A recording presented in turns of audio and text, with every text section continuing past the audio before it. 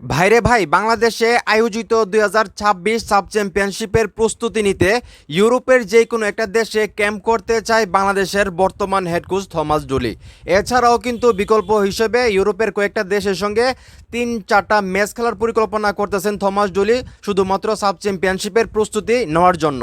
তো নিঃসন্দেহে এটা ভালো একটা উদ্যোগ, ভালো একটা চিন্তা ভাবনা। কিন্তু আমার কথা হলো, বাংলাদেশের সামনে তো ভালো ভালো অপরচুনিটি ছিল, বাংলাদেশ কেন সেই অপরচুনিটিগুলা তারা হাতে নিয়ে নেয়? যেখানে বাংলাদেশকে আসলে 3 জাতির একটা টুর্নামেন্ট খেলার জন্য আমন্ত্রণ জানানো হয়েছিল কিরগিজস্তান থেকে, যেখানে কিরগিজস্তান, মঙ্গোলিয়া এবং বাংলাদেশ এই 3 দেশ মিলে একটা ভালো টুর্নামেন্ট খেলতে পারতো। যেখানে আমরা সবাই জানি কিরগিজস্তান হলো ফিফা র্যাঙ্কিংয়ের 106 নাম্বার দেশ এবং তাদের মোটামুটি ভালো একটা ইতিহাস আছে ফুটবল নিয়ে। তো সেই যে টুর্নামেন্ট, সেখানে কেন বাংলাদেশ গেল না বা যাইতে রাজি হইল না, সেটার উত্তর কি কারো কাছে আছে সেটা আমার জানা নাই। এছাড়া আসিয়ান কাপ যে টুর্নামেন্ট, যেটা আসলে আমি মনে করি দক্ষিণ পূর্ব এশিয়ার মধ্যে সবচেয়ে বড় টুর্নামেন্ট আজকে পর্যন্ত, আমি এশিয়া কাপ থেকেও সেটাকে এগিয়ে রাখবো।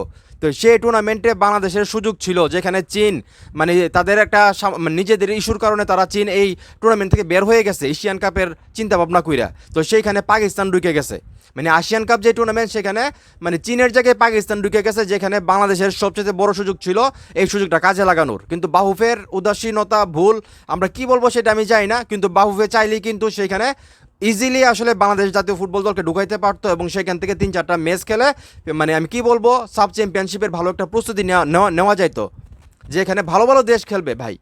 তো বাহুফে কি করলো আমি জানি না। থমাস ডুলি উনি নতুন কোচ বাংলাদেশের, 1-1.5 বছর হয়েছে উনি বাংলাদেশে আসছে। তো উনি ওনার মতো যে পরিকল্পনা সেগুলো সাজাইতেছে, উনি ওনার পরিকল্পনাগুলো আমাদেরকে বলতেছে।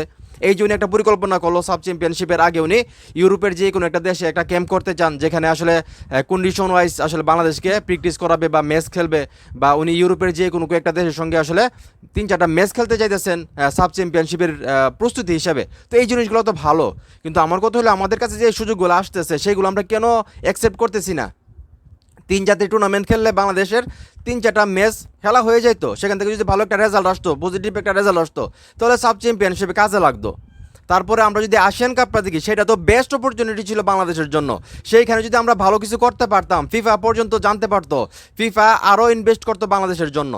ফিফা এমনিতেই বাংলাদেশের প্রতি খুশি। বাংলাদেশের সাধারণ ফুটবল সমর্থক যারা আছে, তারা যেভাবে আসলে আর্জেন্টিনা, ব্রাজিল বা ফুটবলের জন্য পাগলামি করতেছে, উন্মোদনা দেখাইতেছে, সেটা সারা বিশ্বের মানুষ দেখতেছে এবং ফিফা নিজে বলতেছে যে আমি অবাক হয়ে গেছি বাংলাদেশে ফুটবলের প্রতি এত ভালোবাসা দেখে, এবং আমি নিজে অপেক্ষা করতেছি কখন বাংলাদেশকে ফুটবল বিশ্বকাপে দেখবো। চিন্তা করে দেখেন, ফিফার প্রেসিডেন্ট জিয়ানি ইনফান্তিনো নিজে বলতেছে যে আমি নিজে অপেক্ষা করতেছি কবে বাংলাদেশ জাতীয় ফুটবল দল বিশ্বকাপে আসবে। সেটা কিসের জন্যে?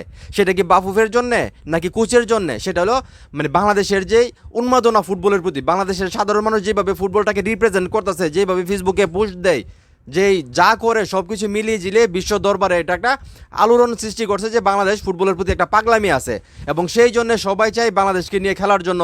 কারণ আজকে কিরগিজস্তান বাংলাদেশকে আমন্ত্রণ জানাইছে কিসের জন্যে? কারণ তারা জানে বাংলাদেশের সঙ্গে যদি 3 জাতির টুর্নামেন্টটা খেলে, তাহলে এটার মার্কেটিং ভালো হবে, বাংলাদেশের মানুষ এটা নিয়ে কথা বলবে, সারা বিশ্বের মানুষ জানবে। তো এইগুলো যদি বাহুফে না বুঝে, আমি সত্যি বলতেছি আসিয়ান কাপ টুর্নামেন্টের জন্য আমার খুবই কষ্ট লাগতেছে।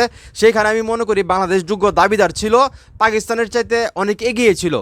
ফিফার সঙ্গে যদি যোগাযোগ করা হয়তো বাহুফে, তারা যদি তাদের আগ্রহটা প্রকাশ করতো বা একটু চেষ্টা করতো, আমি মনে করি বাংলাদেশ জাতীয় ফুটবল দল অবশ্যই আসিয়ান টুর্নামেন্টটা কাপ টুর্নামেন্টে খেলতে পারতো।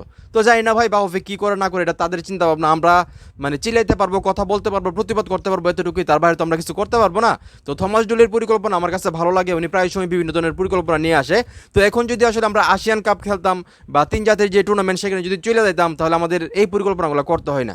তো যাই হোক, দেখা যাক দিন শেষে আসলে থমাস ডুলির যেই বর্তমান পরিকল্পনা, যে ইউরোপের যে কোনো একটা দেশে গিয়ে আসলে ক্যাম্প করা, এবং সেই ক্যাম্পে আসলে হামজা চৌধুরী যারা আছে সবাইকে, প্রবাসী ফুটবলারদেরকে একসঙ্গে করে প্র্যাকটিস করা, অথবা আসলে 3-4টা ম্যাচ খেলা ইউরোপের যে কোনো দেশের সঙ্গে। তো টোটাল বিষয়টা দেখা যাবে কি হয়। তো এখন এই মুহূর্তে যারা আমার এই ভিডিও দেখতেছেন, আপনারাও কি চান হামজা চৌধুরীরা আসলে ইউরোপের কোনো দেশে গিয়ে আসলে ক্যাম্প করুক, সেখানে প্র্যাকটিস করুক, বা আপনারা কি চান যে ইউরোপের কয়েকটা দেশের সঙ্গে এই সাব চ্যাম্পিয়নশিপ শুরু হওয়ার আগে 3-4টা ম্যাচ খেলুক?